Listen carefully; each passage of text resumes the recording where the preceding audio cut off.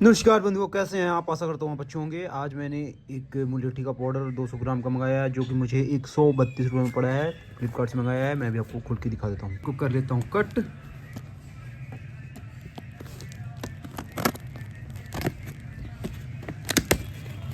इसे कर लिया कट हमने। मुलेठी पाउडर बेस्ट इडीवल क्वालिटी मुलेठी पाउडर मुझे 132 रुपये में पड़ा है, 200 ग्राम का। देख सकते हैं, श्रिस्मा इरिजिबल क्वालिटी मुलेठी powder, immunity booster, weight lose, cough cold मुलेठी पाउडर फॉर ईटिंग। अगर जो आपको हमेशा थकान रहता है, कमजोरी रहता है, तो इसे आप देसी घी और हनी के साथ मिलाकर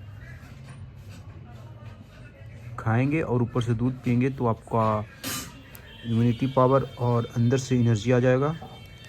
आप एक बार ट्राई करके देखिए। 200 ग्राम का है।